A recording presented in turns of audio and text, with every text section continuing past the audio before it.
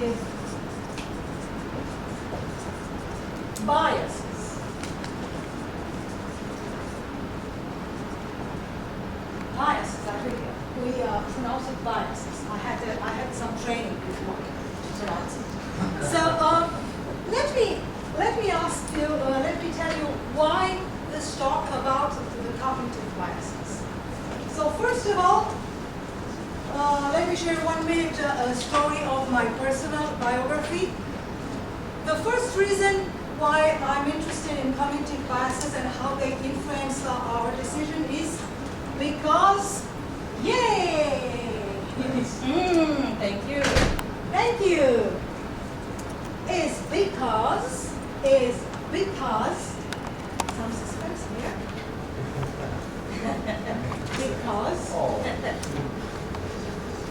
Because I make no sense. I don't know why the photo isn't here, but anyway, because I make no sense. Someone told me in Nashville in August when I had a talk about storytelling, and I was like, I'm Oana Juncu, I'm from France, and I will tell you about storytelling. She told me afterwards, he said, well, she's from France and she speaks English with no French accent. She makes no sense. So that's why evolving, I'm Romanian and I'm living in France. And I was presenting English.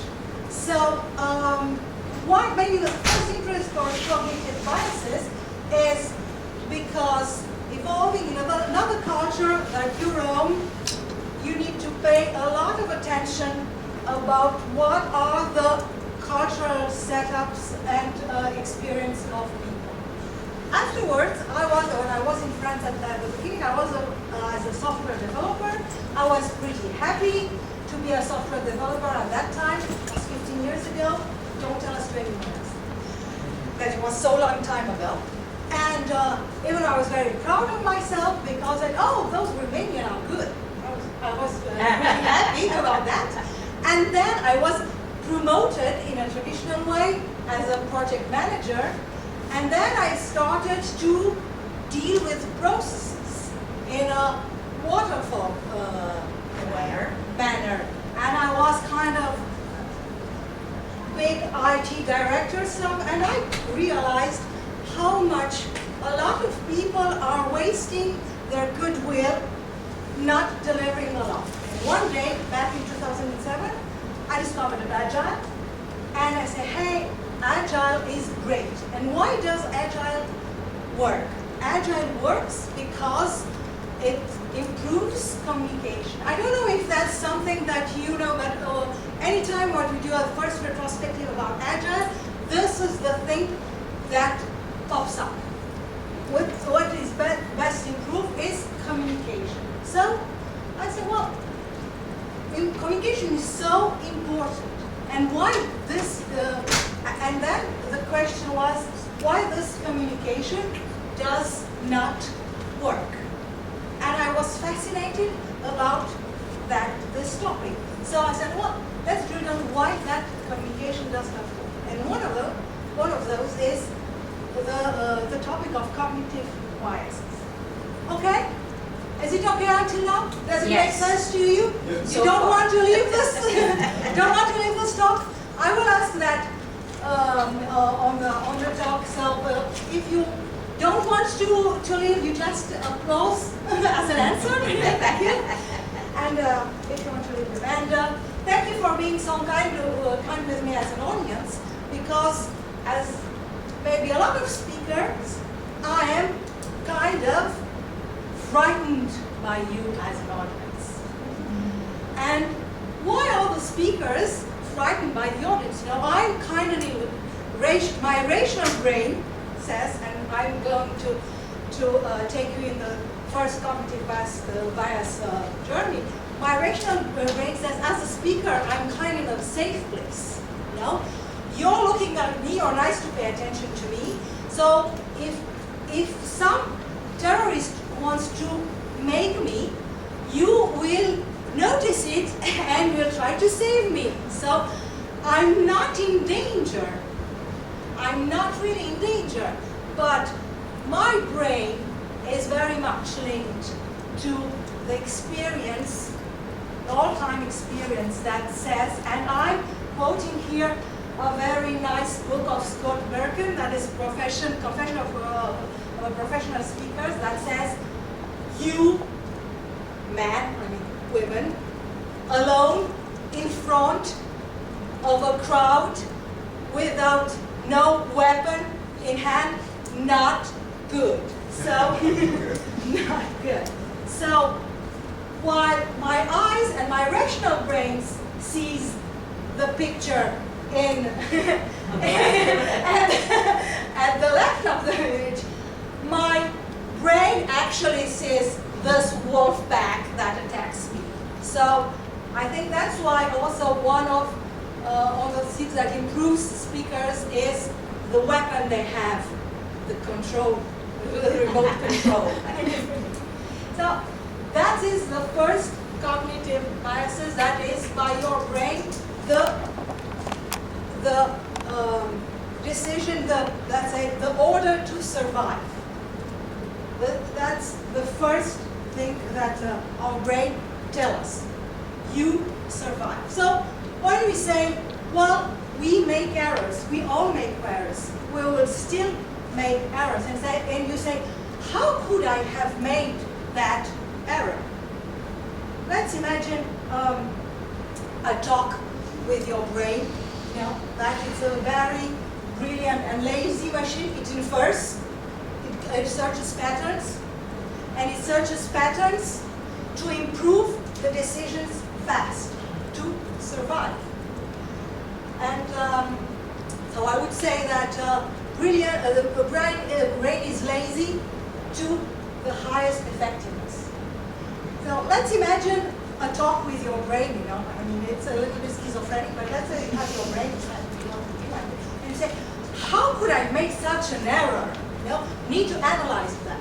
And your brain answers, well, darling, you know, we can have that educated talk about why is that. But you know, from my perspective, you know, you can consider that you can have this talk and enjoy this glass of wine because I've done a very great job.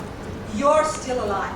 So, for me, I really have the best job I've done. So this, and maybe this is a good thing that you can use for your retrospective when things went very, very, very, very bad. One positive thing that you can say, well, ladies and gentlemen, let's rejoice ourselves. We are all alive. So that's the first thing. The best thing, the survival instinct make you make errors. That's it, because it infers, it creates patterns, and I want and because of that, reason fools you more often than nature. Does anyone know this picture already? No. So, you know, it's insects. So in this picture, what do you see in this picture? Leaves.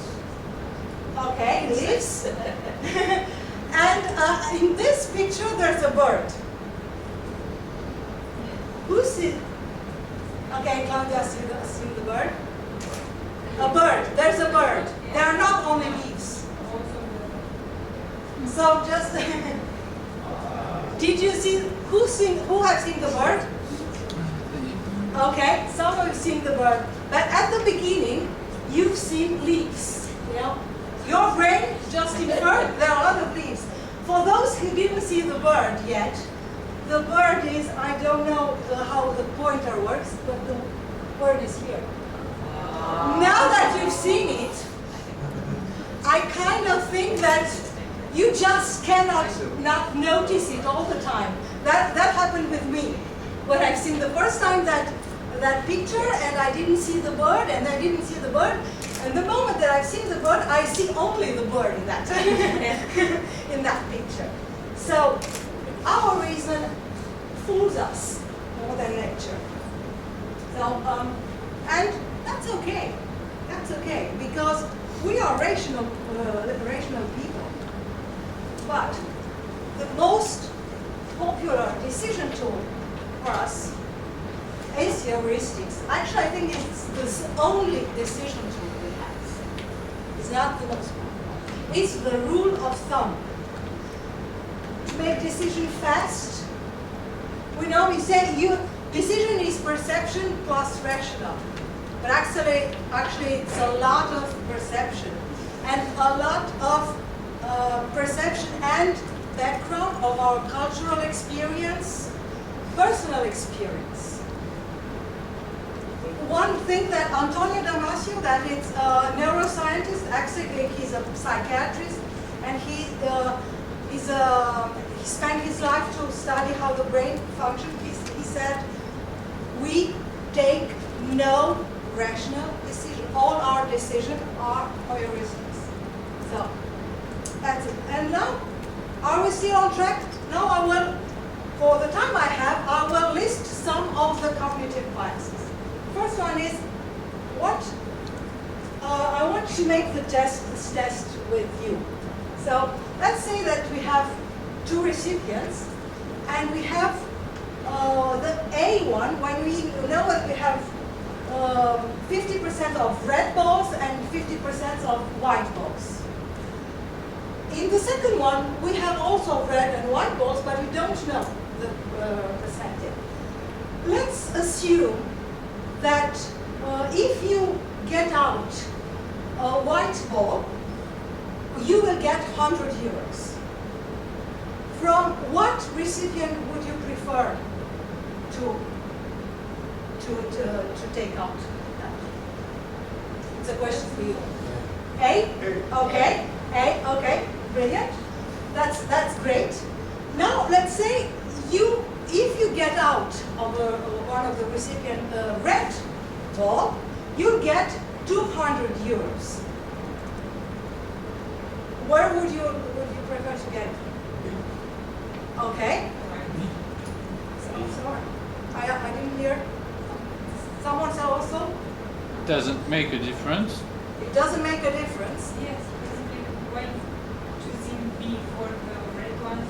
Do you use a little bit of rational when you're... Okay, thank you. Actually, the rational, as you think, I kind of, thank you. That's basic math. Yeah, basic math says that the right answer from the statistical points of view should be B. Because if you reasoned that you will prefer A for the white recipient, you have an assumption that in B there are more than 50% of black. Red. Of red, sorry. Yeah, sorry. Yeah, it's of red. So you should rationally answer B. But you said, and that's the correct answer. Congratulations. But you said, it doesn't matter, maybe A, because actually what happens here is B is not very comfortable, actually. Not very comfortable to be there. Because why? Why is that? Exactly. It's the fear of unknown. We are making our decisions in respect with the fact that we know or we don't know something. And that's one of the reasons that resistance to change and agile change is so great. It's a fear of unknown. Going to the fear of unknown, well, just think for 10 seconds of 5 words. So write down 3 words.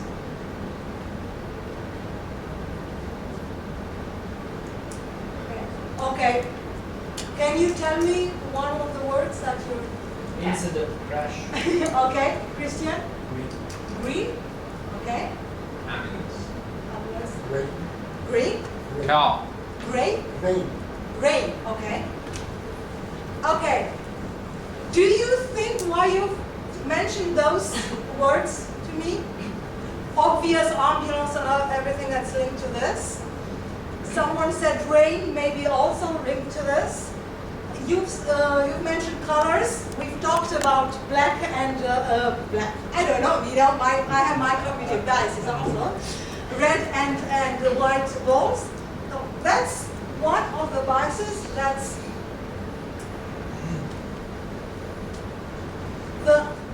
the availability bias. I'm sorry, availability biases. That's kind of French. The availability biases. We make decisions in respect with the data that we have at hand at the latest moment. And why this crash photo? It's an example. Actually, one of my reference book for this talk is when we are going on a highway, we know that speed is not good. Still we speed. But if we see a crash, did you experience, that's a question maybe not for Damien because I know in France it's like that. Did you experience on a highway having a big traffic jam? And you say, well, it should be an accident.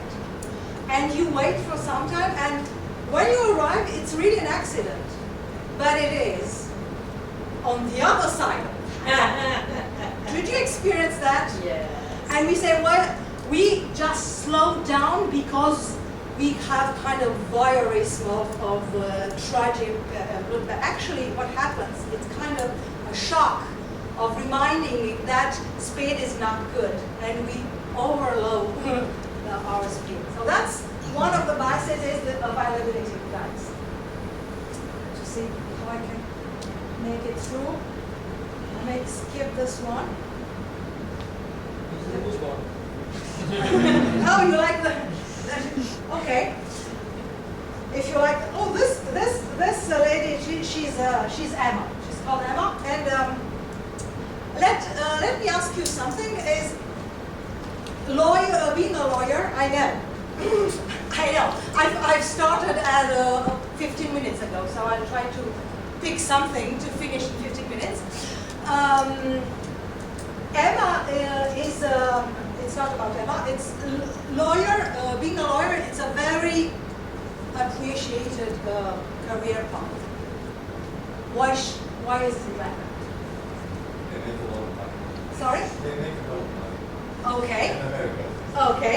America. Yes, that's not okay. And I'm saying that Emma is a brilliant young lawyer. Why did she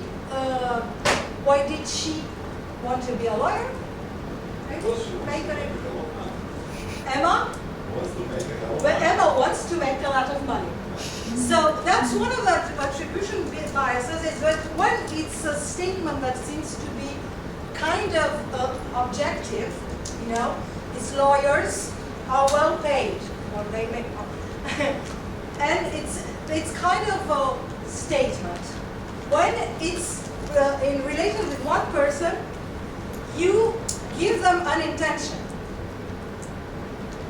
No, it's she wants to make a lot of money. So that's kind of what we call the attribution biases. We attribute an intention to someone, and we all do it. Didn't ever happen to you that said, well, you know, for example, between product owners and teams, say he writes user stories as a crap, or the other way around. We kind of attribute intention to people instead of giving an example or a reason that is objective.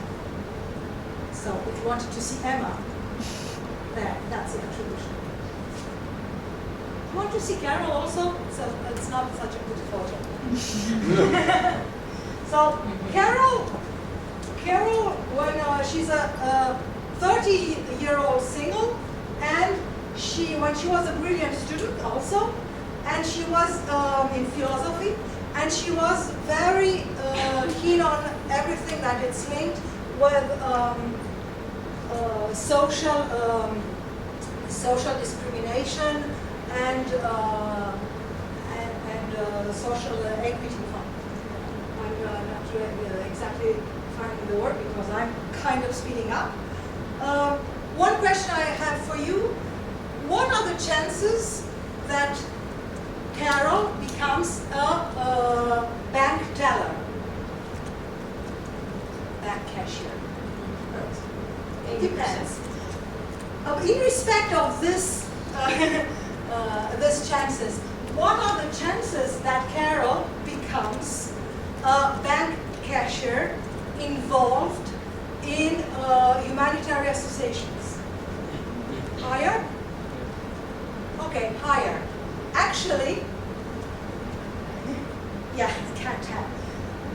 There are two biases here. That's representative biases. We know that she's involved. So we don't think that being a bank cashier, and she was a student in philosophy, has a lot of probability.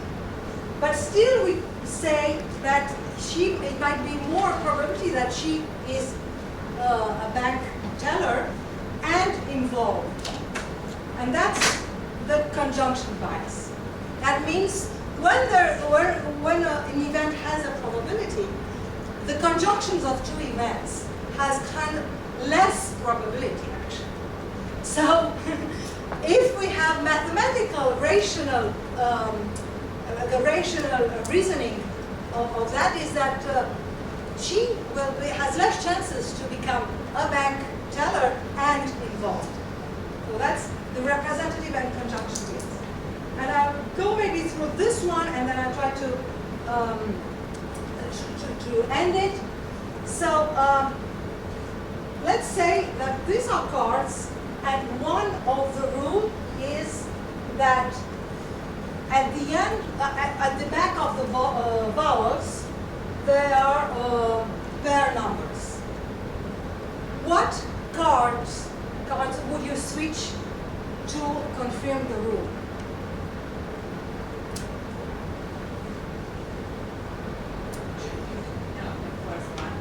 E, okay. Another one? Okay, we'll stick to E. So that's the correct answer, actually. That confirms the rule. We may also answer 6 to see if it's a vowel. But there's one card that is no answer here. It's 7. Actually, to confirm the rule, or you need to switch 7 to see if it's not a vowel. You know, if people that make maths and demos, it's kind of reduction on absurd, and that's one. This bias is called the confirmation bias.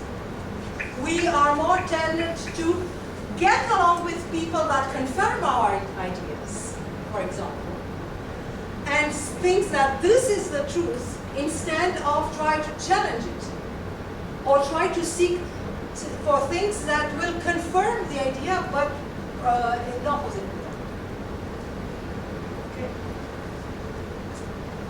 This is a retrospective biases, and I think I'm running out of time here. I'm at 22 minutes. It's the retrospective biases is also the black swan. That says that we tend to diminish the probability of things that we don't think that are not possible, probably. And it's also when those things happen, we kind of find our some reasons why those happen. You know, it's the "I told you so" cognitive bias. So that's a retrospective one, and I think that I'm really running out of time. Let's go to this one before finishing. The loss aversion bias says that we have more pain to lose something than when we doing something. So that's also why we keep on, for example, not refactoring our code, because we have something. Losing something, even if you have better quality, doesn't fit in. So that's the loss aversion bias. I had some more biases. We can talk over, but with technical hassle, I need to put it in 20 minutes or something like that. The conclusion of it is we make mistakes. We do make mistakes We may know the cognitive biases that explain the mistakes that we do, but thinking that, knowing that will lead us to do less mistakes is another cognitive bias that won't stop you to make mistakes, but would help you to be more tolerant, maybe. More tolerant with yourself and with others. So that was about it. If you want to see more and the part that I hadn't time to do it, I'm here. This is the book references. Damasio, a brilliant book, a French book, I'm sorry, Petite philosophie de les erreurs quotidiennes, that kind of inspired massively, sorry. And I'm here to talk with you. Thank you.